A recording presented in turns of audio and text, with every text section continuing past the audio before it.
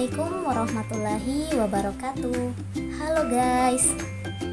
Pertama-tama, yang paling utama dan yang harus diutamakan, puji syukur kita panjatkan atas kehadirat Allah Subhanahu wa Ta'ala, karena atas rahmat dan hidayahnya sehingga saya bisa menyelesaikan tugas mata kuliah praktik lapangan persekolahan 1 atau PLP 1 hingga akhir, yaitu pembuatan video. Salawat serta salam semoga senantiasa tercurahkan kepada junjungan Nabi kita, suri tauladan kita, Nabi Muhammad Sallallahu Alaihi Wasallam, karena telah membawa kita dari zaman jahiliyah menuju zaman yang penuh dengan ilmu pengetahuan seperti sekarang ini. Tak lupa pula saya ucapkan terima kasih kepada Bapak Dr. Awi Dasa MSI dan Bapak Nasrullah SPD MPD selaku dosen pengampu mata kuliah praktik lapangan persekolahan 1 PLP 1, dan juga kepada guru mitra saya yaitu Bapak Muhammad Arif SPD MPD yang telah bersedia menjadi guru mitra saya, dan juga saya ucapkan terima kasih kepada semua pihak yang terlibat tanpa terkecuali. Oke, di video kali ini saya akan membahas beberapa topik terkait hasil laporan praktik lapangan persekolahan 1 yang telah saya buat. Di antaranya yang pertama, analisis kebutuhan kegiatan PLP 1 seperti identitas saya selaku mahasiswa pelaksana, identitas lokasi PLP 1 yang saya kunjungi, dan juga identitas dari guru mitra saya. Selanjutnya, topik pembahasan yang kedua yaitu aspek-aspek yang ditelusuri. Nah, apa aja sih aspek-aspeknya? Kalau mau tahu, simak video saya hingga akhir ya. Selanjutnya, topik yang ketiga yaitu hasil pengamatan dan wawancara. Yang keempat, rumusan masalah. Yang kelima, rencana pemecahan masalah. Yang keenam, tanggapan guru mitra terhadap pemecahan masalah yang diajukan. Nah, yang terakhir, kesimpulan dan saran. Nah, di akhir topik pembahasan saya juga akan menampilkan lampiran instrumen berupa lembar pengamatan dan wawancara yang saya gunakan selama melakukan kunjungan ke sekolah tersebut, dan juga saya akan menampilkan kumpulan dokumentasi saya selama melakukan kegiatan PLP 1 ini. Baiklah, tanpa perlu berlama-lama lagi, mari kita melangkah ke pembahasan. Baik, topik pembahasan kita yang pertama yaitu analisis kebutuhan kegiatan PLP 1. Yang pertama, identitas saya selaku mahasiswa pelaksana PLP 1. Nama Nurlela, NIM 200101501029, kelas A1, angkatan 2020. Selanjutnya, identitas sekolah. Nama sekolah SMA Negeri 12 Makassar, alamat Jalan Moha Lasuloro nomor 57, RT 004 RW 006. Status akreditasi A. Nah, mengapa saya memilih SMA Negeri 12 Makassar sebagai lokasi PLP saya? Ini karena saya alumni dari sekolah tersebut pada tahun 2019. Dengan begitu, ini akan memudahkan saya ketika melakukan kunjungan ke sekolah tersebut, dikarenakan guru-gurunya juga alhamdulillah sudah mengenali saya dengan baik. Kemudian, identitas guru mitra saya. Nama Muhammad Arif SPD MPD, alamat Jalan Borong Jambu Taman 1 nomor 3 Bumi Antang Permai. Pengalaman mengajar tahun 2004 sampai sekarang. For your information, yang menjadi guru mitra saya ini adalah wali kelas saya waktu duduk di bangku kelas 3 SMA. Oke, selanjutnya kita melangkah ke topik pembahasan yang kedua, yaitu aspek-aspek yang ditelusuri. Ada 5 aspek-aspek yang ditelusuri. Di antaranya, yang pertama, kultur sekolah, yang kedua, praktik baik dalam pembelajaran matematika, yang ketiga, kurikulum dan perangkat pembelajaran matematika, yang keempat, strategi dan evaluasi pembelajaran matematika, dan yang kelima, proses pembelajaran matematika. Yang pertama, kultur sekolah. Adapun indikator yang diamati diantaranya identitas sekolah seperti alamat, visi misi, akreditasi, dan lain-lain. Jenis, jumlah, dan pemanfaatan ruangan, kegiatan 3S seperti senyum, salam, sapa, dan beberapa indikator lainnya seperti yang terlihat pada layar. Nah, seluruh indikator ini diamati secara langsung tanpa mengajukan pertanyaan kepada gurunya dengan menggunakan lembar instrumen. Selanjutnya yang kedua, praktik baik dalam pembelajaran matematika. Adapun indikator yang diamati diantaranya 1. Guru menunjukkan etos kerja, tanggung jawab yang tinggi, dan rasa percaya diri. 2. Guru menguasai materi pembelajaran. 3. Guru berkomunikasi secara efektif, empatik, santun, dan menggunakan bahasa yang mudah dimengerti oleh siswa dan siswi. Dan 3 indikator lainnya seperti yang terlihat pada layar. Nah, seluruh indikator ini diamati secara langsung tanpa mengajukan pertanyaan kepada gurunya. Kemudian yang ketiga, kurikulum dan perangkat pembelajaran matematika. Adapun indikator yang diamati diantaranya 1. Administrasi pembelajaran seperti buku kurikulum, silabus, program semester, RPP, dan lain-lain. 2. Administrasi kelas seperti daftar hadir siswa, papan harian siswa, denah kelas, dan lain-lain. Dan yang ketiga, administrasi personalia seperti standar kepegawaian, prosedur kepegawaian, dan lain-lain. Nah, adapun pertanyaan yang saya ajukan itu mengenai ketersediaan dari dokumen-dokumen tersebut. Selanjutnya yang keempat, strategi dan evaluasi pembelajaran matematika. Adapun indikator yang diamati diantaranya 1. Mengondisikan suasana pembelajaran yang menyenangkan. 2. Menyampaikan garis besar cakupan materi dan kegiatan yang digunakan. 3. Pengelolaan pembelajaran. 4. Penerapan pendekatan atau model pembelajaran, dan 2 indikator lainnya seperti yang terlihat pada layar. Nah, seluruh indikator ini diamati secara langsung tanpa mengajukan pertanyaan kepada gurunya. Dan yang terakhir atau yang kelima, yaitu proses pembelajaran matematika. Adapun indikator yang diamati, di sini terdapat beberapa indikator, diantaranya itu guru membimbing peserta didik dalam kerja kelompok. Guru melaksanakan pembelajaran yang menumbuhkan keaktifan peserta didik. Guru memulai dan mengakhiri proses pembelajaran tepat waktu, dan beberapa indikator lainnya seperti yang terlihat pada layar. Nah, untuk seluruh indikator ini diamati secara langsung tanpa mengajukan pertanyaan kepada gurunya. Selanjutnya, kita melangkah ke topik pembahasan yang ketiga, yaitu hasil pengamatan dan wawancara. Yang pertama, hasil pengamatan. Nah, pada saat pengamatan pertama, saya mengamati mengenai strategi pembelajaran dan proses pembelajaran di kelas, serta kultur sekolahnya. Nah, suasana kelas terlihat tenang dan siswanya memperhatikan penjelasan gurunya dengan baik.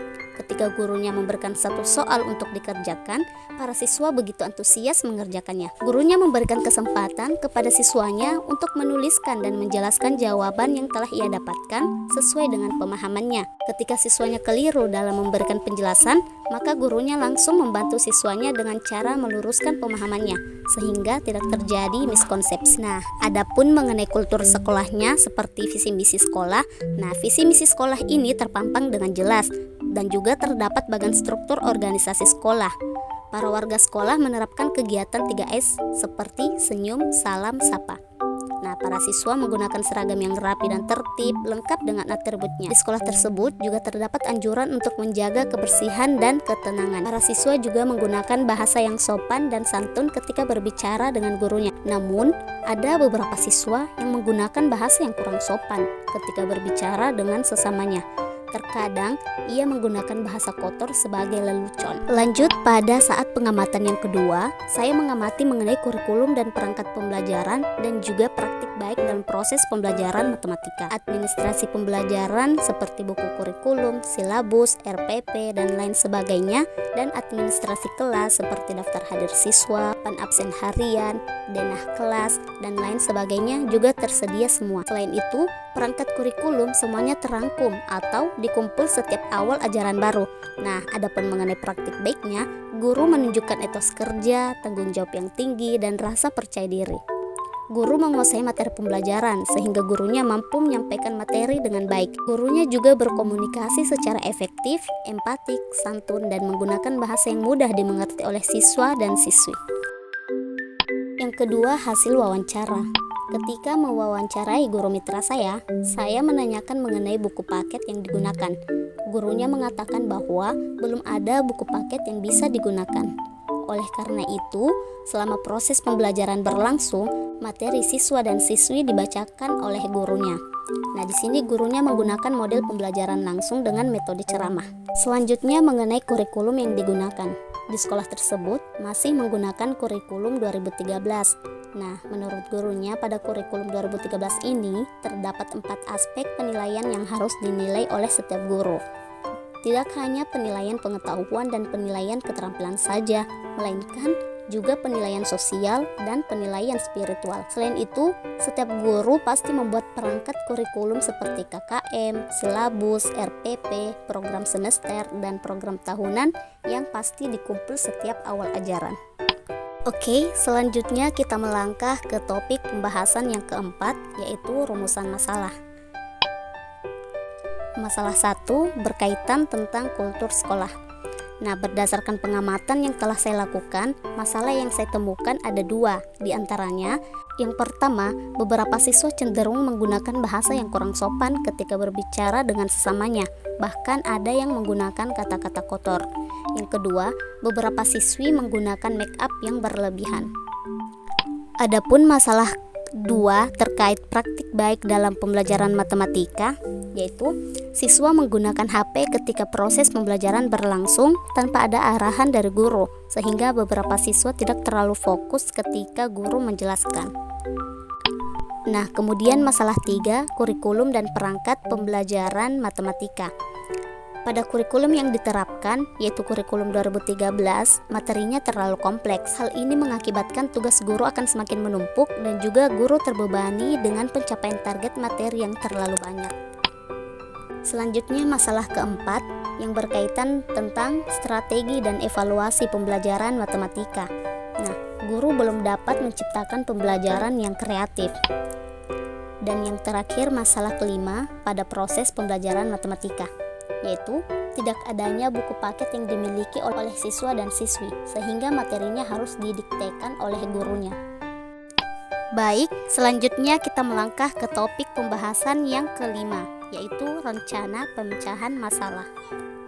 Yang pertama, masalah 1 mengenai kultur sekolah. Nah, berdasarkan masalah yang saya temukan, solusi atau pemecahan masalah yang bisa saya tawarkan diantaranya untuk masalah yang pertama, yaitu sebaiknya diadakan denda bagi yang berbicara kurang sopan, misal 2.000 atau 5.000. Nah, uang denda tersebut nantinya akan dimasukkan ke dalam kas kelas. Selanjutnya, bisa digunakan untuk membeli alat kebersihan seperti sapu, pel, dan lain sebagainya. Adapun solusi untuk masalah 1 bagian kedua, yaitu sebaiknya diadakan larangan untuk menggunakan make up secara berlebihan, seperti menggunakan lipstik yang terlalu menor.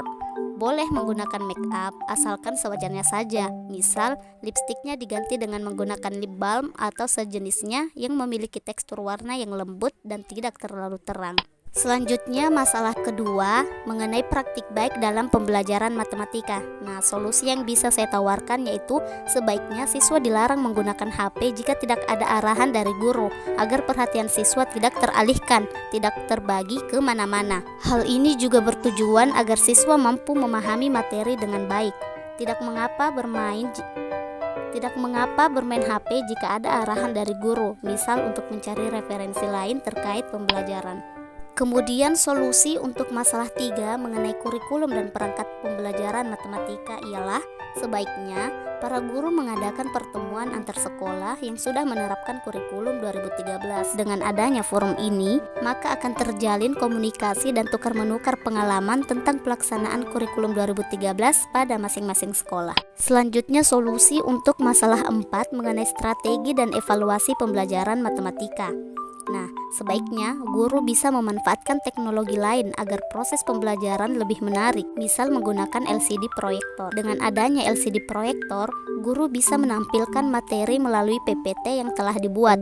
Sebagaimana yang kita ketahui bahwa kita bisa bebas memilih template yang akan digunakan. Nah, hal ini bertujuan untuk menarik perhatian siswa dalam proses belajar. Terakhir, solusi untuk masalah 5 mengenai proses pembelajaran matematika.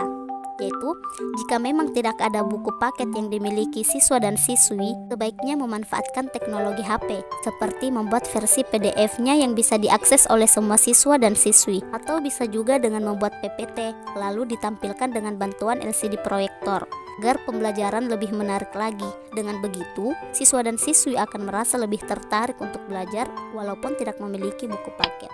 Selanjutnya kita melangkah ke topik pembahasan yang keenam, tanggapan guru mitra terhadap pemecahan masalah yang diajukan. Oke, yang pertama, tanggapan terhadap masalah 1 mengenai kultur sekolah. Guru mitra saya tidak setuju. Menurutnya, karena setiap pelanggaran atau sesuatu yang bertentangan dengan tata tertib atau kaidah itu harus berkaitan. Karena ini masalah bahasa, jadi kita harus mencari konsekuensi dari apa yang siswa lakukan atau ucapkan. Nah, dulu itu dinamakan sebagai sanksi. Namun, biasanya sanksi yang diberikan cenderung dalam bentuk fisik. Tetapi dalam hal ini, karena mulut siswa yang berbicara dengan bahasa yang kurang sopan, maka lebih baik jika konsekuensinya yaitu siswa tersebut harus meminta maaf kepada teman yang dia katai dan berjanji untuk tidak mengulanginya lagi. Lanjut, guru saya mengatakan, siswa yang menggunakan bahasa yang kurang sopan bisa diberi durasi waktu tertentu di mana siswa tersebut tidak boleh berbicara. Misal dalam beberapa menit atau bahkan dalam satu pertemuan jika siswa tersebut didapati secara langsung oleh gurunya menggunakan bahasa yang kurang sopan. Cara ini jauh lebih baik dibanding berkaitan dengan uang, karena tidak semua orang mampu dan bisa saja orang menanyakan keberadaan uang denda tersebut. Selain itu, tidak ada kaitannya antara uang dengan kesalahan berbahasa siswa, sehingga tidak nyambung jika siswa menggunakan bahasa yang kurang sopan dan harus membayar denda berupa uang.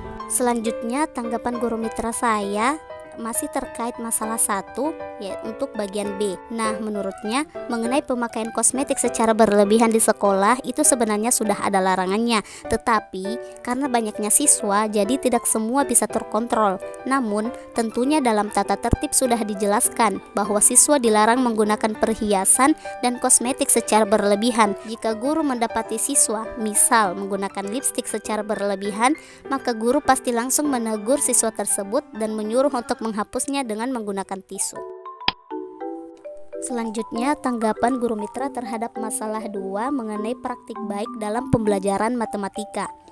Kalau mengenai HP, dari awal pertemuan sudah disampaikan bahwa beberapa hal yang tidak boleh dilakukan di dalam kelas dan konsekuensinya. Nah, di awal pembelajaran sudah diingatkan bahwa HP-nya harus disimpan. Namun, terkadang guru mitra saya di sini membolehkan siswa untuk menggunakan HP karena materi pembelajaran dikirim di grup WhatsApp. Karena jika didiktekan, maka jam pelajaran banyak terpakai hanya untuk mendiktekan soalnya. Namun, ada juga siswa yang menyalahgunakan hal itu. Salah satu solusinya yaitu mengontrolnya dengan cara berkeliling sambil mendampingi siswa yang bertanya dan menegur siswa yang menggunakan HP untuk hal lain. Terkadang, guru mitra saya juga menyita HP siswa tersebut untuk disimpan di meja. Nah, setelah pembelajaran selesai, barulah siswa tersebut boleh mengambil HP-nya kembali. Guru mitra saya juga mengatakan bahwa menggunakan teknologi tidak dilarang, tapi harus dimanfaatkan sebagaimana mestinya. Selanjutnya, tanggapan guru mitra saya terkait masalah ketiga mengenai kurikulum dan perangkat pembelajaran matematika. Beliau mengatakan mengenai kurikulum memang ada pelatihan. Sebelum diterapkan kurikulum, ada pelatihan kurikulum. Adapun mengenai diskusi, hampir semua sekolah sudah memakai kurikulum 2013. Mengenai padat materinya, kita sebagai guru hanya menjabarkan kompetensi dasar. Jika KD-nya luas, maka kita persempit saja. Maksudnya, kita memilih materi, bagaimana caranya agar KD terukur dengan materi tersebut. Kita tidak menjadikan buku sebagai acuan mengajar. Yang dijadikan acuan mengajar adalah kurikulum. Adapun mengenai diskusi dengan sesama guru antar sekolah itu tetap berjalan, karena guru-guru memiliki forum dan komunitas. Guru matematika memiliki forum sesama guru matematika. Selanjutnya, tanggapan guru mitra terkait masalah keempat mengenai strategi dan evaluasi pembelajaran matematika.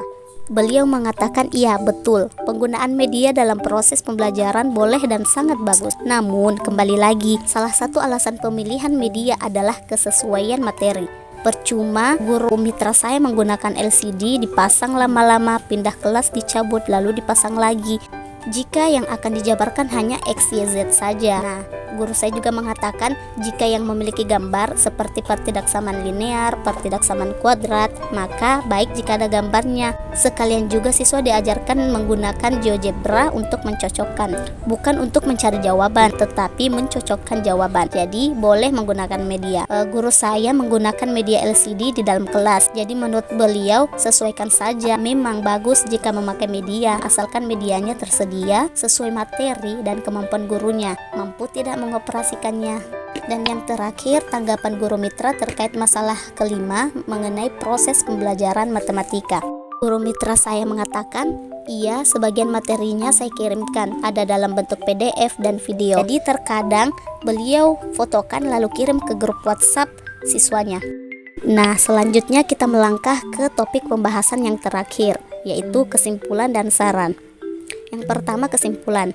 Berdasarkan hasil pengamatan dan wawancara yang telah saya lakukan di SMA Negeri 12 Makassar, saya dapat mengetahui tentang karakteristik umum peserta didik, kultur atau budaya yang ada di SMA Negeri 12 Makassar, visi misi, struktur organisasi, peraturan dan tata tertib, serta implementasinya, dan juga kegiatan-kegiatan formal, kegiatan ekstrakurikuler, dan kegiatan positif lainnya yang ada di SMA Negeri 12 Makassar.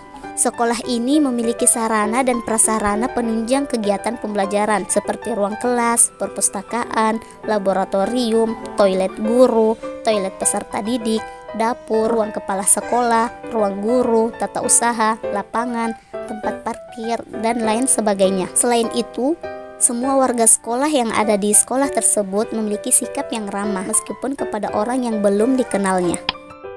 Nah, selanjutnya adapun saran yang bisa saya berikan yaitu tetap meningkatkan dan menumbuhkan sikap gotong royong agar terjalin hubungan kerjasama yang erat dan harmonis antar warga sekolah. Selalu menjaga dan menciptakan lingkungan yang bersih dan sehat, senantiasa menjaga dan memanfaatkan fasilitas sekolah yang tersedia sebagaimana mestinya, meningkatkan kedisiplinan siswa dengan memberikan perhatian dan juga pelatihan, serta senantiasa menjaga dan mengharumkan nama baik sekolah. Adapun lembar instrumen yang saya gunakan selama melakukan kunjungan ke sekolah tersebut seperti yang tampak pada layar. Nah, selanjutnya kumpulan dokumentasi saya selama melakukan kegiatan PLP 1 di SMA Negeri 12 Makassar, mulai dari sesi pengamatan, wawancara, hingga sesi presentasi.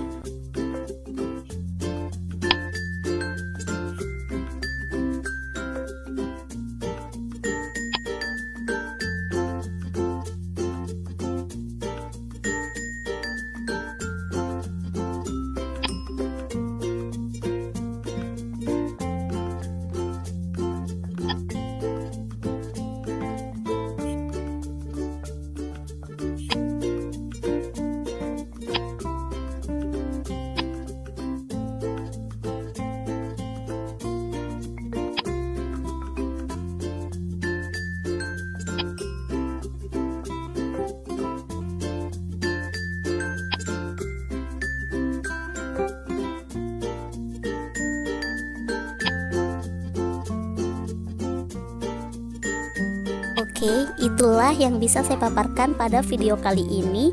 Thank you for watching.